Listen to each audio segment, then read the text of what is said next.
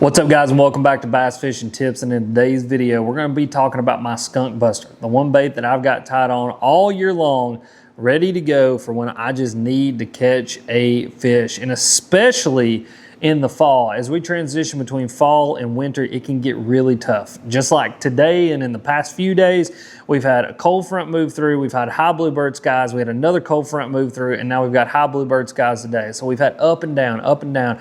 Surface water temperatures have dropped dramatically because of cool rain. And all of those factors, whether you're in a pond, a lake, a stream, it doesn't matter, can make bass fishing really, really tough. And sometimes, just like I had the other day, I almost went out there and skunked, but I broke out the skunk buster and I ended up getting some bites and really kind of piecing together a really cool little deal. Now, so in today's video, I want to break down what the bait is. I want to break down the rod and reel that I throw it on because I think that's really important, and I want to even give you guys 4 tips on fishing the bait. And that bait probably is not a mystery to many of you guys because we talked about it in our top baits for November, and that is going to be the old Shad Rap. I absolutely love throwing a Shad Rap really all year long, but really this time of year. I call it my skunk buster because that is exactly what it is. It is a bait that I can rely on to pick up and to go out there and to get bites on no matter how tough the conditions are. And I think a lot of it has to do with just the subtlety of the bait. It's small,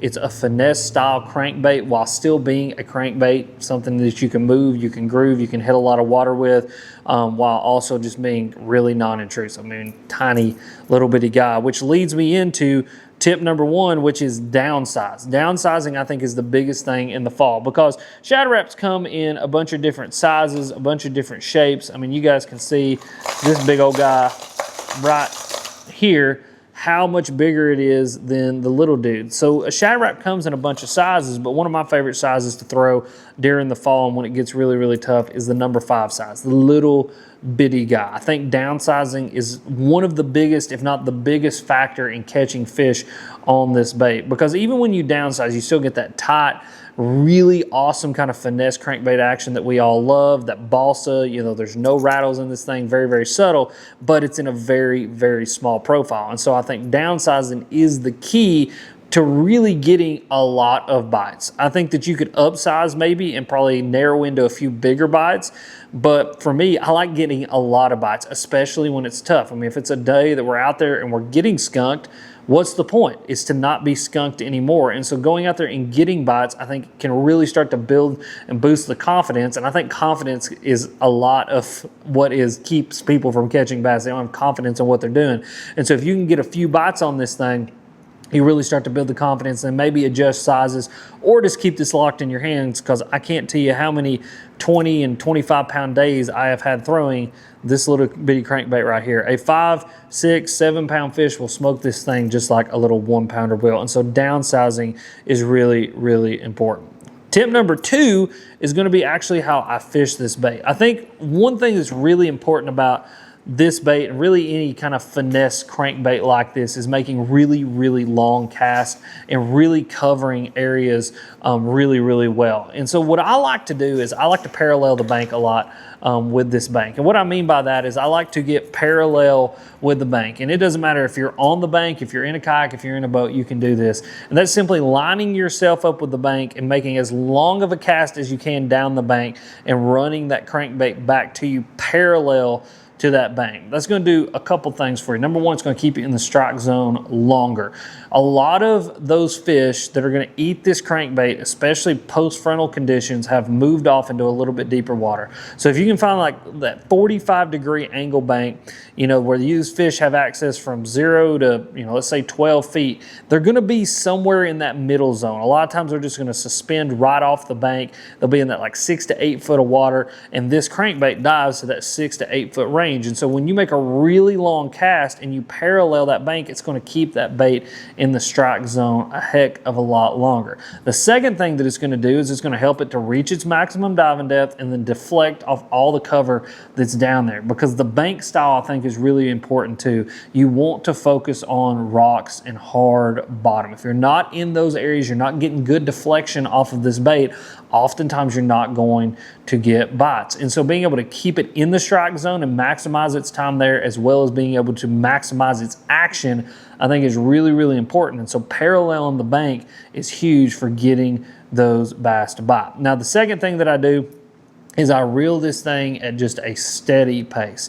You don't want to reel it too fast. You don't want to really reel it too slow. It's just kind of that just easy, medium retrieve, enough to get it activated, to get it dive to its diving depth, and then once it's down there, just slow roll that bad boy back, letting it bounce off every single rock that's down there. Because inherently, a Shad Rap is a little bit of a sticky bait, meaning just the overall design of the bill and the body makes it want to wedge into rocks.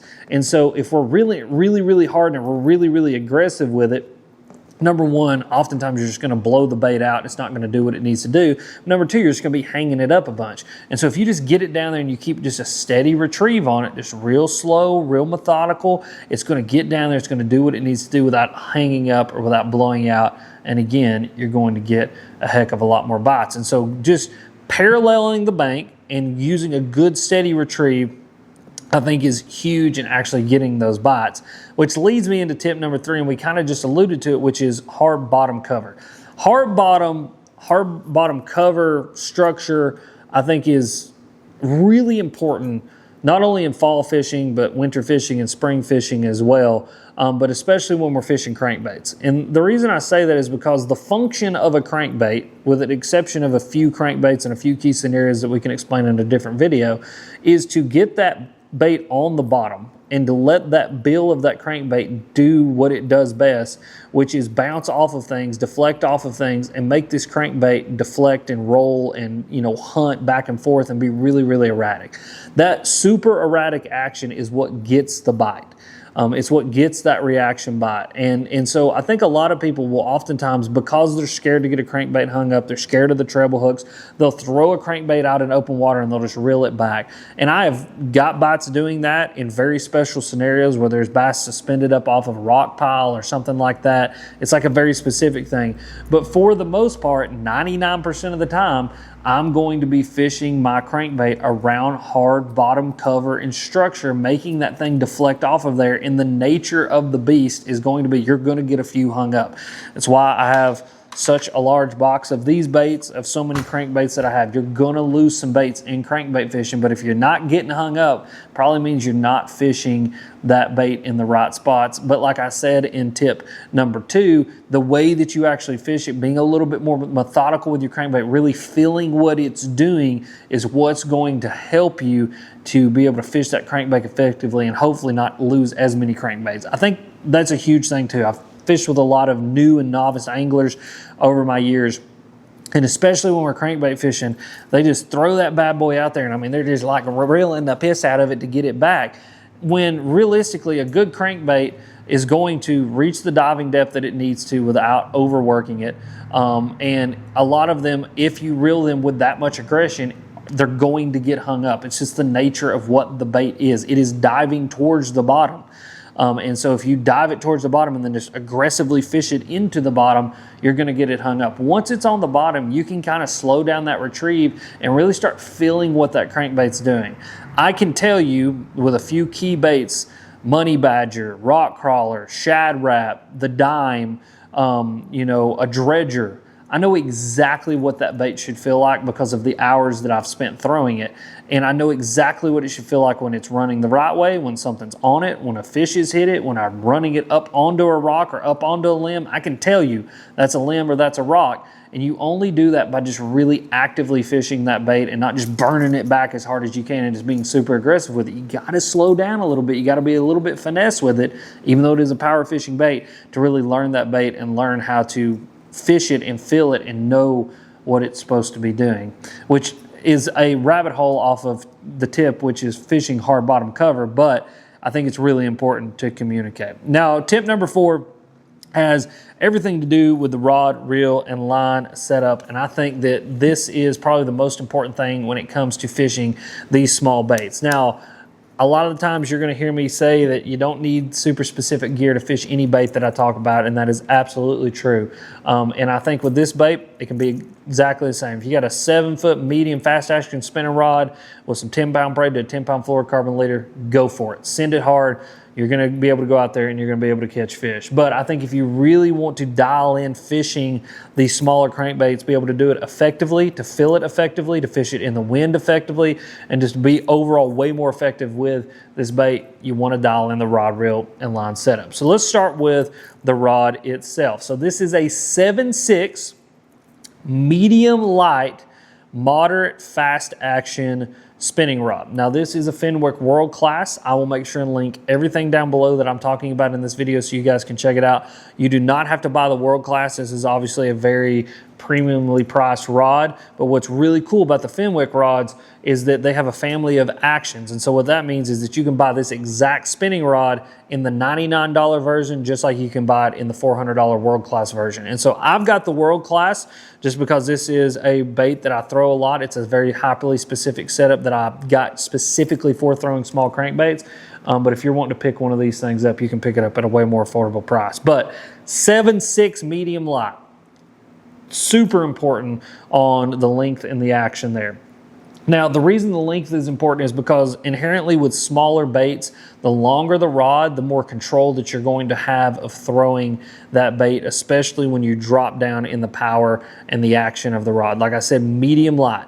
So like when I'm throwing my bug lures or I'm throwing a floating fly, it's another technique that we can talk about in another video. Very light, very dainty, very hard to throw in a lot of instances. That longer rod just gives me a lot more leverage and a lot more control to throw those more finesse baits. And so that's why I went with that 7.6 on this rod, just because it gives me a lot more control. And then obviously that medium light, moderate fast action is going to do a really good job of just driving in those little bitty treble hooks and then keeping those fish pinned once we got them pinned. Because as you guys can see here, that thing's got some little tiny treble hooks on it.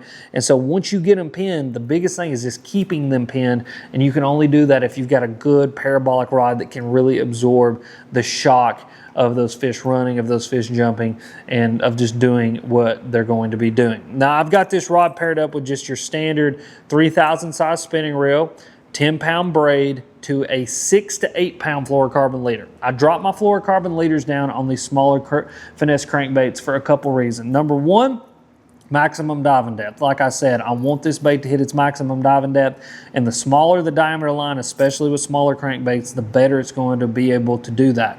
And sometimes if I'm fishing shallow and it seems the fish are shallow, I actually bump up my fluorocarbon to keep it from diving as deep. But in the scenario that we're talking about, you know, really being that skunk buster of a bait post front, getting it down there a little bit deeper, I like dropping that line down so that it reaches its maximum diving depth. The second thing that it's going to do is it's going to give the bait just a little bit more action.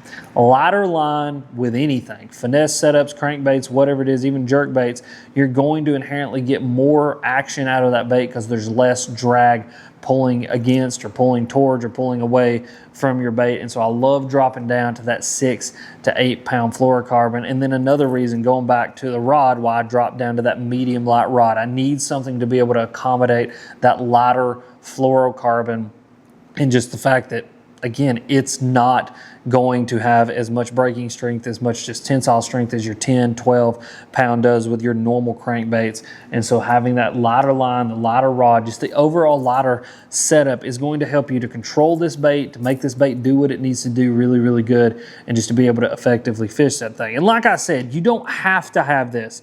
You can effectively fish this bait on a 7-foot medium spinning rod, and you'll probably catch a ton of fish on it for years and years and years. That's what we did. But then I picked this rod up and I really started to dial in throwing this thing after having a day out on the water where I was struggling to keep fish pinned, where I was struggling to throw it into the wind. I thought there has to be a better option. And so I kind of leaned on what I knew about fishing the bug lures and fishing the little lures, fishing the float and fly. And I went with that longer rod with that more parabolic, lighter action, and ended up just really dialing in something that I like. But like I said, I'll link everything down below. I'll link the budget option, the more premium option. I'll list the baits and everything so that you guys can check it out. And if you guys enjoyed this video and you want to check out some more videos, click this video. It's popping up right here.